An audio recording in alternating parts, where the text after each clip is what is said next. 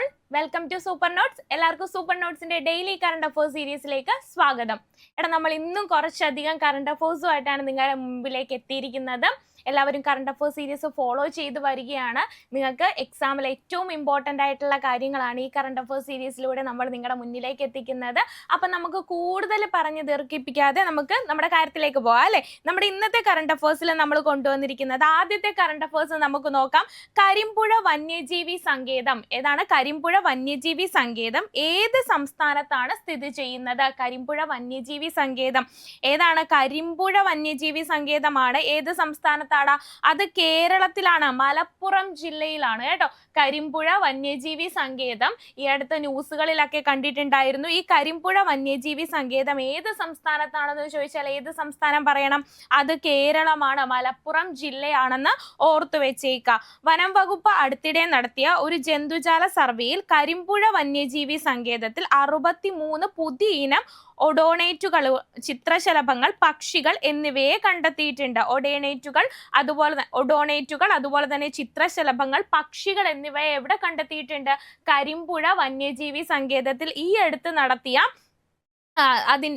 നടത്തിയ സർവേയിൽ അല്ലെങ്കിൽ ഈ അടുത്ത് നടത്തിയ ഒരു സർവേയിൽ കരിമ്പുഴ വന്യജീവി സങ്കേതത്തിൽ 63 പുതിയ ഇനം പക്ഷികളെയും ചിത്രശലഭങ്ങളെയും കണ്ടെത്തിയിട്ടുണ്ട്. അപ്പൊ കരിമ്പുഴ വന്യജീവി സങ്കേതം എവിടെയാണെന്ന് ചോദിച്ചാൽ എവിടെ പറയണം? കേരളത്തിലാണ്. കേരളത്തിൽ എവിടെയാണ്? മലപ്പുറം ജില്ലയിലാണ് ഈ സങ്കേതം സ്ഥിതി ചെയ്യുന്നത്. എവിടെയാണ്? കേരളത്തിലെ മലപ്പുറം ജില്ലയിലാണ് കരിമ്പുഴ വന്യജീവി സങ്കേതം ഉള്ളതെന്ന് ഓർത്തു വെച്ചേക്കുക കേട്ടോ. അപ്പൊ കരിമ്പുഴ വന്യജീവി സങ്കേതം എവിടെയാണ്? കേരളത്തിലാണ്. കരിമ്പുഴ വന്യജീവി സങ്കേതം കേരളത്തിൽ എവിടെയാണ്? മലപ്പുറം ജില്ലയിലാണെന്ന് ഓർത്തു വെച്ചേക്കണം. ഓക്കെ അല്ലേടാ? സെറ്റ് അല്ലേ? അപ്പൊ നമുക്ക് അടുത്തതിലേക്ക് പോകാം. ദ്രുതഗതിയിലുള്ള ഉരുകൽ മൂലം വാർത്തകളിൽ ഇടം നേടിയ ലൂയിസ് ഹിമാനി, ദ്രുതഗതിയിലുള്ള ഉരുകൽ മൂലം വാർത്തകളിൽ ഇടം നേടിയ ലൂയിസ് ഹിമാനി ഏത് പർവ്വതത്തിലാണ് സ്ഥിതി ചെയ്യുന്നതാണ്? എന്താണ് ഹിമാനിയുടെ പേര്? ലൂയിസ് ഹിമാനി എന്നാണ് ഹിമാനിയുടെ പേരെന്ന് പറയുന്നത്. ദ്രുതഗതിയിലുള്ള ഉരുകൽ മൂലമാണ് ഇത് എന്താണ് വാർത്തകളിൽ ഇടം പിടിച്ചിട്ടുള്ളത്. ഈ ലൂയിസ് ഹിമാനി ഏത് പർവ്വതത്തിലാണ് സ്ഥിതി ചെയ്യുന്നതെന്ന് ചോദിച്ചാൽ കെനിയ പർവ്വതത്തിലാണ് കേട്ടോ. കെനിയ കൊടുമുടിയിലാണ് ഈ ലൂയിസ് ഹിമാനി സ്ഥിതി ചെയ്യുന്നതെന്ന് ഓർത്തു വെക്കുക. ഇതെന്താണ്? ദ്രുതഗതിയിൽ ഉരുകിക്കൊണ്ടിരിക്കുകയാണ്. ഇത് സംബന്ധിച്ച വാർത്തകൾ ആഫ്രിക്കയിലെ ഏറ്റവും ഉയരമുള്ള രണ്ടാമത്തെ പർവ്വതമായ മൗണ്ട് കെനിയയിലെ ഹിമാനികൾ കാലാവസ്ഥാ വ്യതിയാനം അതിവേഗം ഉരുക്കുകയാണ്. എന്താണ്? കാലാവസ്ഥാ വ്യതിയാനമാണ് ഈ ഹിമാനികളുടെ ഉരുകലിന് കാരണമായിക്കൊണ്ടിരിക്കുന്നത്. നമ്മുടെ കാലാവസ്ഥ ദിനം പ്രതി മാറിക്കൊണ്ടിരിക്കുകയാണല്ലേ. ഈ മാറി വരുന്ന കാലാവസ്ഥയാണ് ഇതിന്റെ ഉരുകലിന് കാരണമായിട്ടുള്ളത്. ഒരു കാലത്ത് ഒരു വലിയ ഹിമപാതമായിരുന്ന ലൂയിസ് ഹിമാനി ഗണ്യമായി ചുരുങ്ങി 2030 എന്താണ് അപ്രതീക്ഷിതമാകുമെന്നാണ് കണ്ടെത്തലുകൾ വന്നുകൊണ്ടിരിക്കുന്നത്. അപ്പൊ ലൂയിസ് ഹിമാനി മൗണ്ട് കെനിയയിലാണ് സ്ഥിതി ചെയ്യുന്നതെന്ന് ഓർത്തു വെക്കുക. ലൂയിസ് ഹിമാനി എവിടെയാണ്? മൗണ്ട് കെനിയയിലാണ് സ്ഥിതി ചെയ്യുന്നത്. മൗണ്ട് കെനിയ ഒരു വംശനാശം സംഭവിച്ച സ്ട്രാറ്റോ വോൾക്കാനോയും കിളിമഞ്ചാരോയ്ക്കും ശേഷം ആഫ്രിക്കയിലെ രണ്ടാമത്തെ ഏറ്റവും ഉയരമുള്ള പർവ്വതമാണ് മൗണ്ട് കെനിയ എന്ന് പറയുന്നത്. ഓർത്തു വെച്ചേക്കുക. ലൂയിസ് ഹിമാനി എന്താണ്? ഉരുകൽ, അതായത് ദ്രുതഗതിയിലുള്ള ഉരുകൽ മൂലം എന്താണ് 2030 അപ്രതീക്ഷിതമാകുമെന്നാണ് റിപ്പോർട്ടുകൾ നമ്മളെ സൂചിപ്പിക്കുന്നത്. അപ്പൊ ലൂയിസ് ഹിമാനി എവിടെയാണെന്ന് ചോദിച്ചാൽ എവിടെ പറയണം? കെനിയ കൊടുമുടിയിലാണ്. കെനിയ കൊടുമുടിയിലാണ് ലൂയിസ് ഹിമാനി ഉള്ളത് എന്ന് ഓർത്തു വെച്ചേക്കണം കേട്ടോ. കാലാവസ്ഥാ വ്യതിയാനമാണ് ഇതിന്റെ ഉരുകലിന് കാരണമായി തീർന്നിട്ടുള്ളത്. 2030 ഇത് പൂർണ്ണമായും ഇല്ലാണ്ടാകുമെന്നാണ് നമ്മുടെ റിപ്പോർട്ടുകൾ സൂചിപ്പിച്ചു വരുന്നതെന്ന് ഓർത്തു വെച്ചേക്കാം. അപ്പൊ നമ്മൾ 2 കാര്യങ്ങൾ പഠിച്ചു. കരിമ്പുഴ വന്യജീവി സങ്കേതം എവിടെയാണ്? അത് മലപ്പുറം ജില്ലയിലെ കേരളത്തിലാണ്. അതുപോലെ തന്നെ ലൂയിസ് ഹിമാനി, ദ്രുതഗതിയിലുള്ള ഉരുകൽ മൂലം വാർത്തകളിൽ ഇടം പിടിച്ചിട്ടുള്ള ലൂയിസ് ഹിമാനി എവിടെയാണ്? ലൂയിസ് ഹിമാനി കെനിയ കൊടുമുടിയിലാണ് അല്ലെ. കെനിയ കൊടുമുടിയിലാണ്. അടുത്തത്, പ്രധാനമന്ത്രി നരേന്ദ്രമോദിയുടെ പ്രൈവറ്റ് സെക്രട്ടറിയായി നിയമിതയായത് ആരാണ്? നിധി തിവാരിയാണ് അല്ലെ. നമ്മള് വാർത്തകളിലൊക്കെ റീസെന്റ് വാർത്തകളിലൊക്കെ കണ്ടു. നിധി തിവാരിയാണ് പ്രധാനമന്ത്രി നരേന്ദ്രമോദിയുടെ പ്രൈവറ്റ് സെക്രട്ടറിയായി നിയമിതനായത് ആരാണ്? നിതിൻ തിവാരിയാണ്. നിധി തിവാരിയാണ് നിയമിതയായിട്ടുള്ളതെന്ന് ഓർത്തു വെച്ചേക്കുക. ഇമ്പോർട്ടന്റ് ആണ്. ഇപ്പൊ ന്യൂസുകളിലൊക്കെ വന്നു പ്രധാനമന്ത്രിയുടെ പ്രൈവറ്റ് സെക്രട്ടറി ആരാണ്?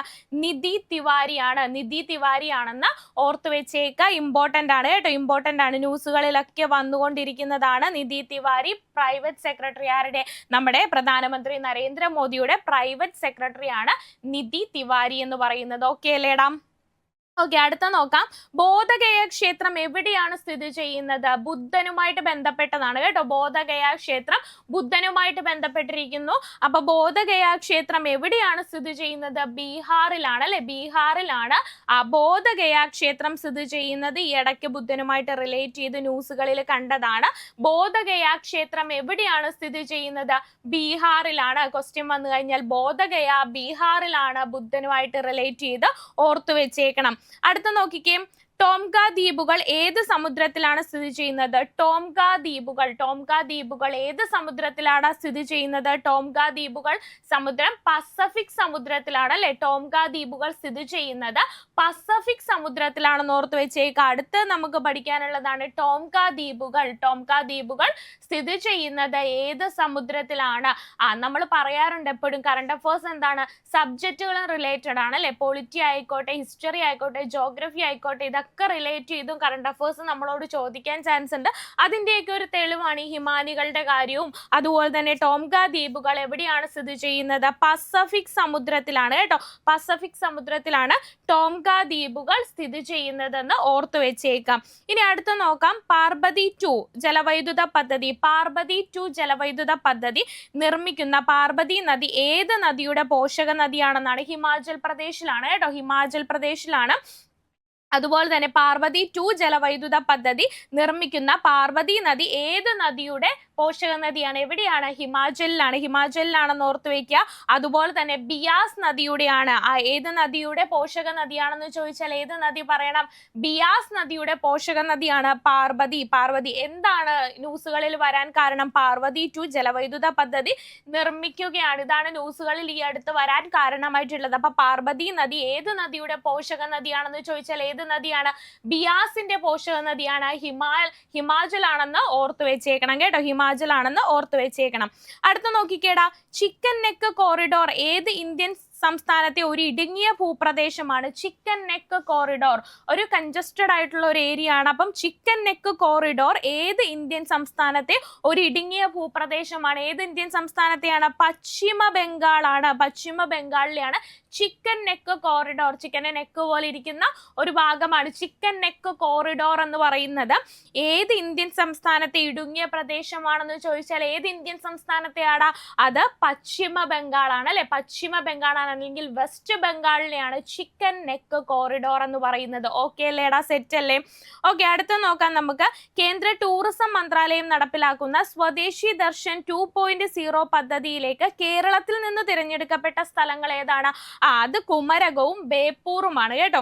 കേന്ദ്ര ടൂറിസം മന്ത്രാലയം നടപ്പിലാക്കുന്ന സ്വദേശി ദർശൻ 2.0 പദ്ധതിയെ കേരളത്തിൽ നിന്ന് തിരഞ്ഞെടുക്കപ്പെട്ട സ്ഥലങ്ങൾ കുമരകവും ബേപ്പൂരുമാണെന്ന് ഓർത്തു വെക്കുക. എന്താണ് പദ്ധതി? കേന്ദ്ര ടൂറിസം മന്ത്രാലയം നടപ്പിലാക്കുന്ന സ്വദേശി ദർശൻ 2.0 കേട്ടോ. സ്വദേശി ദർശൻ 2.0 പദ്ധതിയിലേക്ക് കേരളത്തിൽ നിന്ന് തിരഞ്ഞെടുക്കപ്പെട്ടത് കുമരകവും അതുപോലെ തന്നെ ബേപ്പൂരും ആണെന്ന് ഓർത്തു വെച്ചേക്ക. ഇമ്പോർട്ടന്റ് ആണ് കേട്ടോ. കുമരകം പക്ഷി സങ്കേതമൊക്കെ നിങ്ങൾ കേട്ടിട്ടില്ലേടാ? അപ്പൊ കുമരകവും ബേപ്പൂരും ആണ് നമ്മുടെ തിരഞ്ഞെടുക്കപ്പെട്ടിട്ടുള്ളതെന്ന് ഓർത്തു വെച്ചേക്കാം.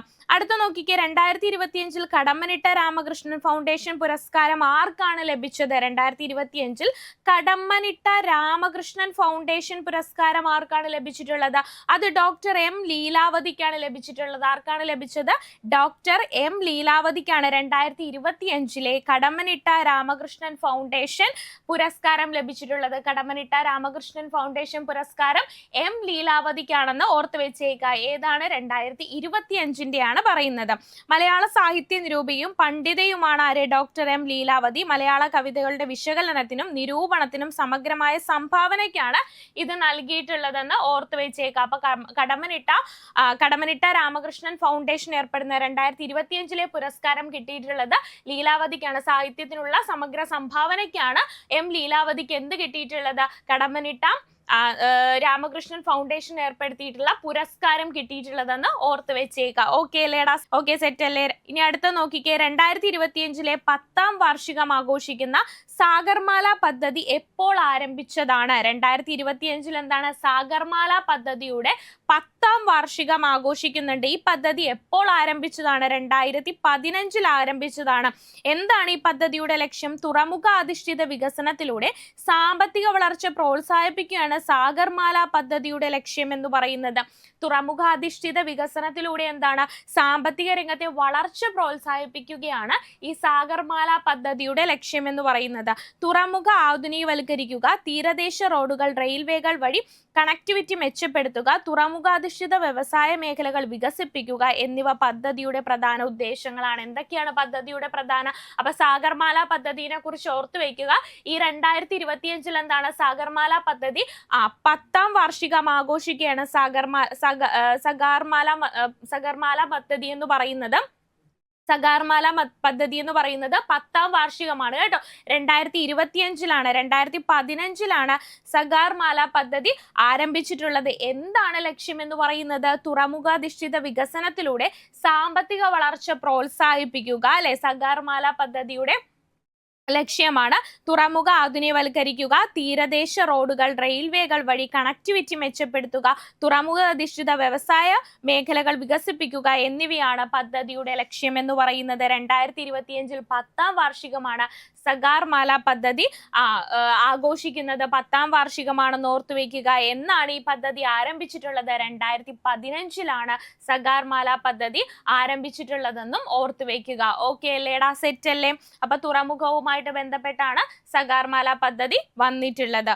ഓക്കെ, അടുത്ത നോക്കിക്കേ ദ്വിവത്സര ബഹുരാഷ്ട്ര വ്യോമ അഭ്യാസമായ ഇനിയോച്ചോസ് 25 ഇനിയോച്ചോസ് ഏത് രാജ്യത്താണ് നടക്കുന്നത്? ഇനിയോച്ചോസ് ദ്വിവത്സര ബഹുരാഷ്ട്ര വ്യോമയാന അഭ്യാസമായ ഇനിയോച്ചോസ് ഏത് രാജ്യത്താണ് നടക്കുന്നതെന്നാണ് ചോദിച്ചിരിക്കുന്നത്. എന്താണ്? ദ്വിവത്സര ബഹുരാഷ്ട്ര വ്യോമ അഭ്യാസമായ ഇനിയോച്ചോസ് ദ്വിവത്സര ബഹുരാഷ്ട്ര വ്യോമ അഭ്യാസമാണ്. എന്തെന്ന് പറയുന്നത്? ഇനിയോച്ചോസ് എന്ന് പറയുന്നത് ഇത് എവിടെയാണ് നടക്കുന്നത്? ഗ്രീസിലാണ് കേട്ടോ നടക്കുന്നത്. ഇത് നടക്കുന്നത് ഗ്രീസിലാണെന്ന് ഓർത്തു വെക്കുക. ദ്വിവത്സര ബഹുരാഷ്ട്ര വ്യോമ അഭ്യാസമായ ഇനിയോച്ചോസ് നടക്കുന്നത് ഗ്രീസിലാണ് നടക്കുന്നത്.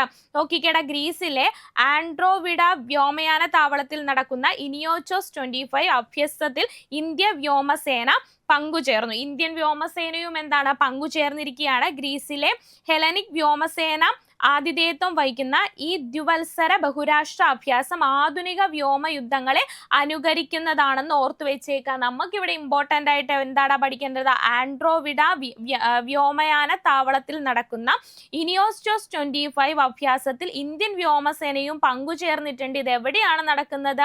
ഗ്രീസിലാണ് നടക്കുന്നതെന്ന് ഓർത്തു വെച്ചേക്കാം. എവിടെയാണ് നടക്കുന്നത്? ഗ്രീസിലാണ്. ഗ്രീസിലെ എവിടെയാണ്?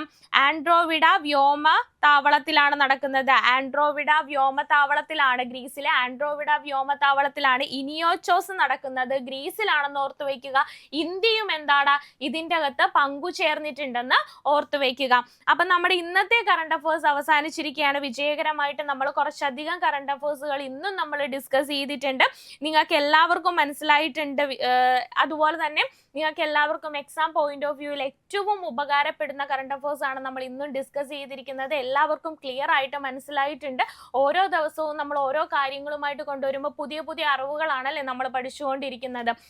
പഠിച്ച കാര്യങ്ങളെ ഒന്നുകൂടി ഊട്ടി ഉറപ്പിക്കാനും അതുപോലെ തന്നെ പുതിയ പുതിയ നമ്മുടെ ലോകത്ത് നടക്കുന്ന കാര്യങ്ങളെ നമ്മൾ കുറച്ചുകൂടി വിശകലനം ആയിട്ട് ഒരു പഠനം എന്ന രീതിയിൽ അപ്പുറത്തേക്ക് എന്താണ് നമ്മുടെ ലോകത്ത് നടക്കുന്ന കാര്യങ്ങളെയാണ് നമ്മൾ ഓരോ കറണ്ട് അഫേഴ്സിലൂടെയും നമ്മൾ മനസ്സിലാക്കി കൊണ്ടിരിക്കുന്നത്.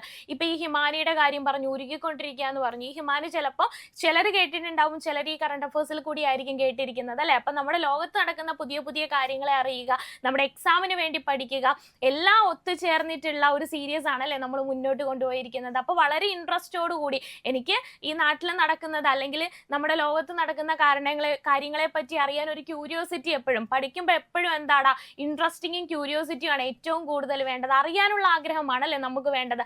ഈ ഒരു ആഗ്രഹത്തോടു കൂടി നമുക്ക് അടുത്ത കറണ്ട് അഫയേഴ്സിൽ ക്ലാസ് കാണാമെന്ന് പറഞ്ഞുകൊണ്ട് നിർത്തുന്നു. Thank you all.